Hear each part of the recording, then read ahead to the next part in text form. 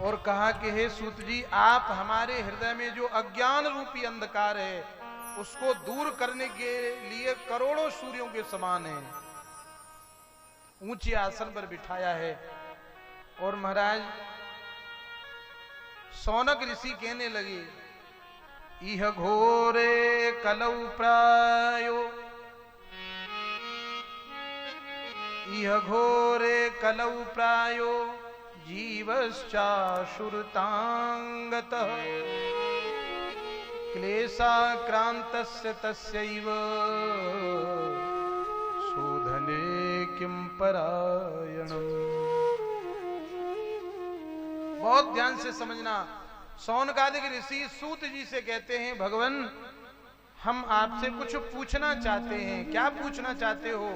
बोले, इह घोरे कलौ प्रायो जीवश्चाशुरतांगतः। भगवान इस कलयुग में जीव की वृत्ति आसुरी हो चुकी है महाराज। असुरता को जीव प्राप्त कर चुका है। उनका आसुरी भाव कैसे मिटे? मन का जो क्लेश है वो कैसे मिटे? हमारे मन में जो अशांति भरी है, ये अशांति कैसे दूर हो? परम शांति हमारे मन में कैसे आए?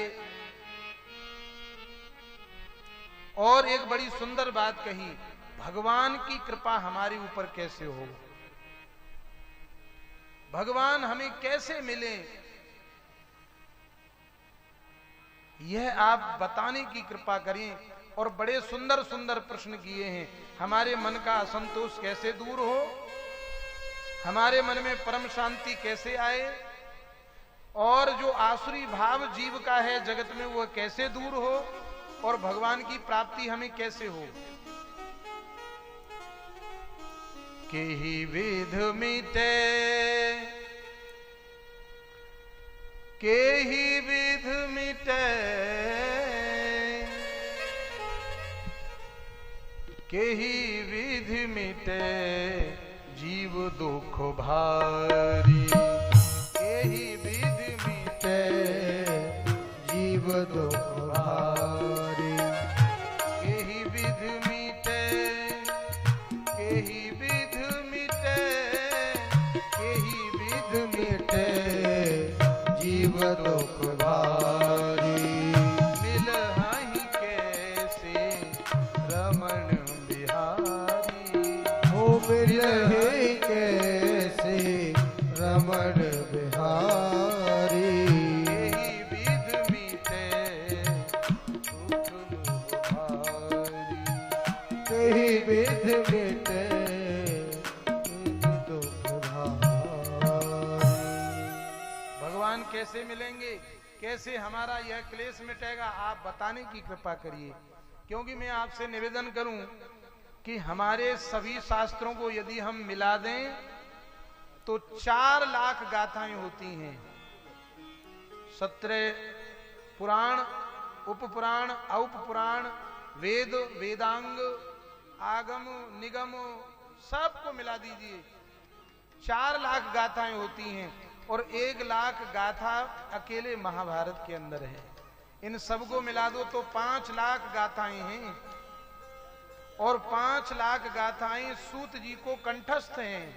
गुरुदेव भगवान की बड़ी कृपा है। सूत जी ने जब इन ऋषियों के प्रश्नों को सुना तो गदगद हो गए। और सूत जी महाराज कहने लगे कि काल व्याल मुखग्रास त्रास निर्णास हेतवे श्रीमद्भागवतम शास्त्रम कलौ कीरेण भाषितम। हे ऋषियों, 2 प्रकार के दुख हैं दुनिया में सबसे बड़े। पहला दुख क्या है? जन्म का। और दूसरा दुख है मृत्यु का। भगवान कहते हैं गर्भवास समम दुखम न भूतो न भविष्यति। जितनी पीड़ा कष्ट जीव को मां के गर्भ में होता है उतना कहीं नहीं होता। उल्टे मुंह लटका रहता है मां के पेट में, बड़ी भारी पीड़ा होती है इसे।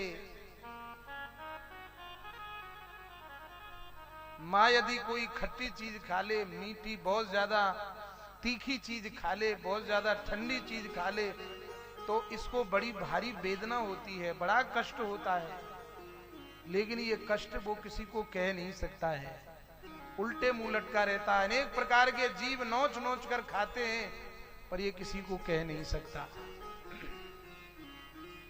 गर्भ का 7वां महीना आता है, तब इसे होश होता है कि मैंने क्या क्या कर्म किए, क्या क्या अच्छे कर्म किए, क्या क्या बुरे कर्म किए। तब ये भगवान की स्तुति करता है, तब भगवान इसके ऊपर कृपा करते हैं। तब गर्भ की प्रसव की वायु का वेग आता है, इसका जन्म होता है। जन्म होते ही भगवान की माया इसे फिर पकड़ लेती है और भगवान से जो वायदा करके आया था उसे ये भूल जाता है। अब प्रभु कृपा करहु एहि भांति, सब तज भजन करो दिन राति। और इसके बाद संपूर्ण जीवन जैसा जो जीता है, उसके बाद फिर अंतिम समय आता है, मृत्यु का समय आता है। और हे ऋषियों, जब इस शरीर से प्राण बाहर निकलते हैं तो कितनी पीड़ा होती है। बोले 10,000 बिच्छू एक साथ मिलकर डंक मारे, उससे भी कहीं ज्यादा पीड़ा होती है जब हमारे प्राण शरीर से बाहर निकलते हैं। बड़ा भारी कष्ट होता है, न चाहते हुए भी ये प्राण शरीर से बाहर निकलते हैं।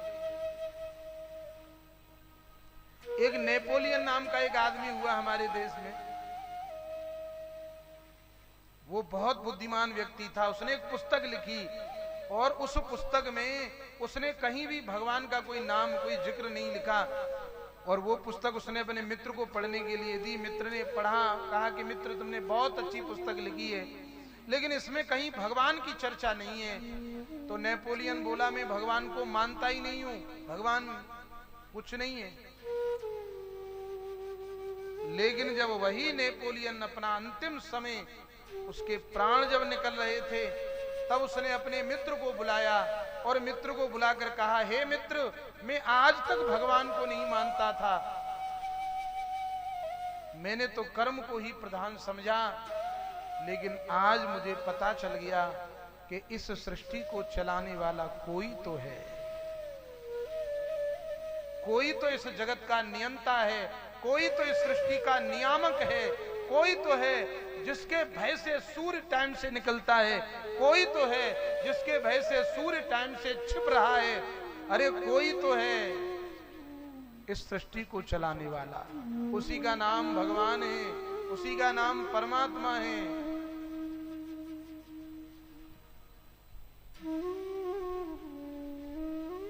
हे मित्र, मैं मरना नहीं चाहता हूं, लेकिन फिर भी मेरे प्राण निकल रहे हैं। मुझे ऐसा लग रहा है कि कोई बलात् मेरे प्राणों को खींच रहा है। आज मुझे पता चल गया कि भगवान है, तुम मेरी पुस्तक में भगवान का कोई जिक्र कर देना।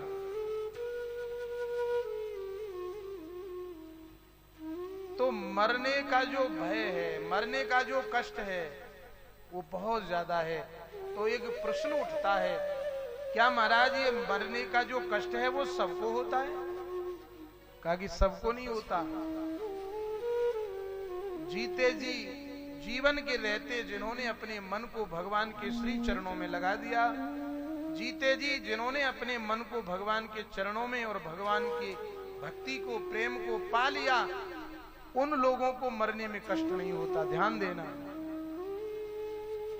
क्यों हमारे शास्त्र कहते हैं कि 5 ज्ञानेंद्रियां, 5 कर्मेंद्रियां इस शरीर में, और 9 द्वार दिए भगवान ने। कितने द्वार दिए? 9 द्वारे पुरे देहि।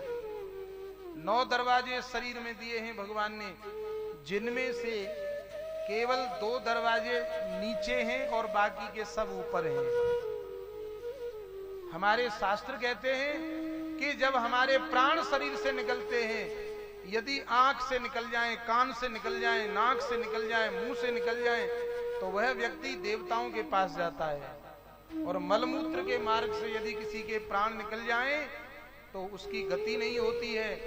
और जिस व्यक्ति ने बहुत ज्यादा पुण्य कर्म किए होते हैं, बहुत ज्यादा भगवान का भजन किया होता है, और जिसने जीते जी अपने मन को भगवान के चरणों में लगा दिया है, ऐसे व्यक्ति के प्राण 9 द्वार से नहीं, 1 10वां द्वार और है। उसकी चर्चा भगवान ने गीता में तो नहीं की, लेकिन हमारे संत कहते हैं कि 9 द्वार से अलग 1 10वां द्वार है, वो यहां होता है। उसका भेदन करते हुए जिसके प्राण निकल जाएं, वो सीधा भगवान के चरणों में जाता है। और यदि हमारे प्राण आंख से, नाक से, कान से, मुंह से भी निकल जाएं, तो भी उसकी सदगति हो जाती है। प्रेम से कहिए जय श्री राधे। बाली बहुत बड़ा अभिमानी था। उसने कभी भगवान से प्रेम नहीं किया, लेकिन मरते मरते उसने अपना काम बना लिया। मरते मरते बाली के प्राण निकले जा रहे हैं, राम जी सामने खड़े हैं, और बाली को पता चल गया कि मेरे सामने जो खड़े हैं ये कोई इंसान नहीं है, ये कोई महान नहीं है, ये भगवान है। और भगवान के चरणों में बाली ने अपने मन को लगा दिया। तो तुलसीदास जी कहते हैं, प्राण ऐसे छूट गए जैसे हाथी के गले में से माला टूटकर कब गिर गई, हाथी को पता नहीं चलता। उसी तरह बाली के प्राण कब छूट गए, बाली को पता ही नहीं चला। राम चरण दृढ़ प्रीति कर, बाली कीन तनु त्याग,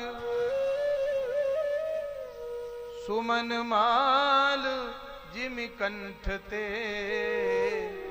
गिरत न जाने नाग।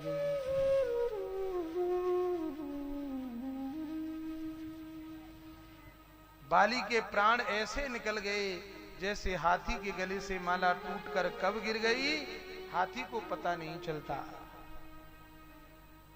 गोविंद हरे गोपाल हरे, जय जय प्रभु राधे श्याम हरे।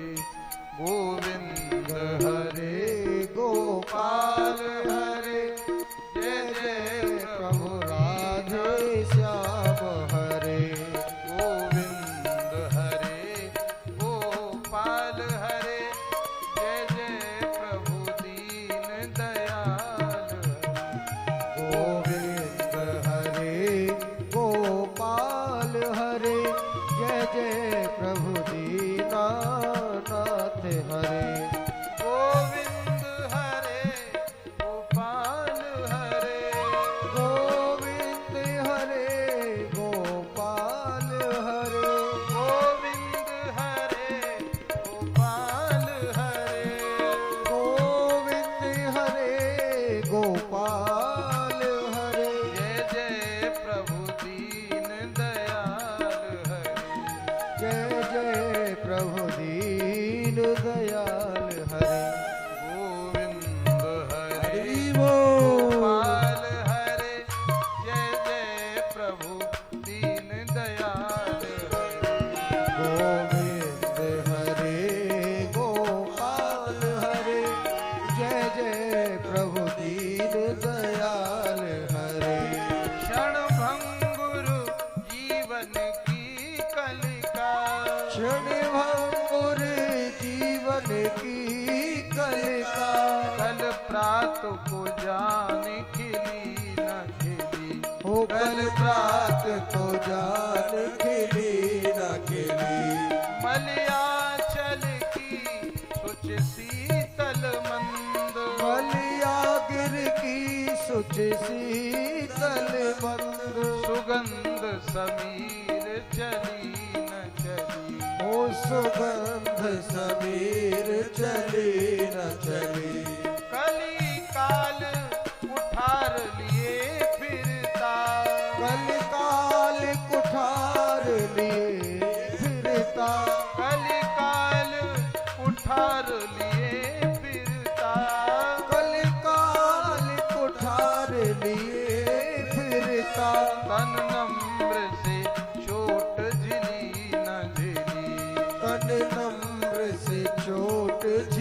न खिली भजले हरि हरि नाम हरि रसना भजले हरि नाम हरि रसना कि तू अंत समय पहली नहीं फिर अंत समय पहली नहीं गोविंद हरे गोपाल हरे गोविंद हरे गोपाल हरे गोविंद हरे गोपाल हरे गोविंद हरे गोपाल हरे जय जय प्रभु दीन दयाल हरे जय जय प्रभु दीन दयाल हरे गोविंद हरे गोपाल हरे जय जय प्रभु दीन दयाल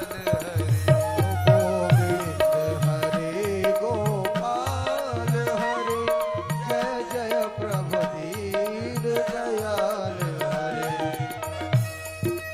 हरि हरि बोल जय हो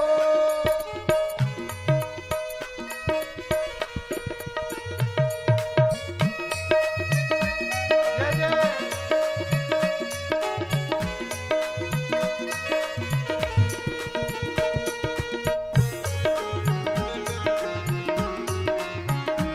हरि बोल